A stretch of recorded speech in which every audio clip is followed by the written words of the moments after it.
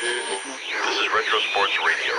Visit RetroSeasons.com for more sports history. As you regular listeners know, from time to time on this show, I dip into our mailbag and answer a few questions sent in by certain members of our audience.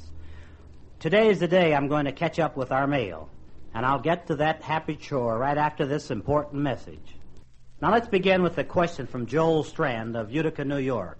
Joel wants to know how many different coaching signs a player must learn before he's able to play for a Major League Baseball team. Well, I want to say to Joel that it isn't absolutely necessary for a fellow to learn any signs. I played with fellows who couldn't learn the first one in the major leagues. But mainly, I think that the signs that the managers and coaches like to give is the take, the hit and run, and the bunt.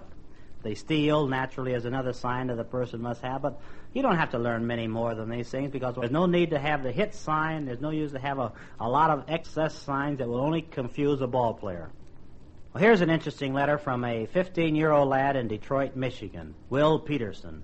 Will writes, and I quote, "Dear Jackie, last year I tried out for my high school track team. I was pretty fast in 100, but when I ran the 220, I seemed to get winded. What can I do so that I can build up some endurance?"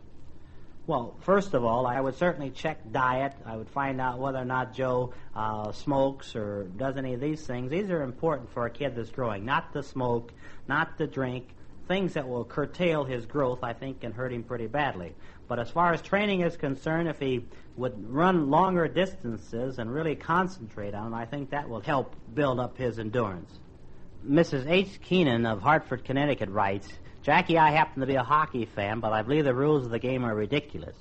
I've seen two players swinging at each other with their sticks and then getting into a fist fight. When it was all over, the referee gave them both minor penalties of 2 minutes. One for high sticking, the other for cross-checking. I personally believe that any player who deliberately goes after a man with his hockey stick should be thrown out of the game." She wants to know if I agree. I've seen so many what I consider serious accidents happen where fellows maybe accidentally swing the stick and hit a fellow over the eye or in the eye. I've seen some awfully serious things come out from fights that have happened. And I think certainly that the rules ought to be a bit stronger. Whenever blood is drawn, a fellow is given a 5-minute penalty, I believe it is. And this is, to me, actually is ridiculous also. I agree with you, Mrs. Keenan. There ought to be much tougher rules as far as these hockey violations are concerned. Well, I guess we'll have to stow the mail away for another day. Our time has just about run out. So that just about does it for now, fans. See you soon.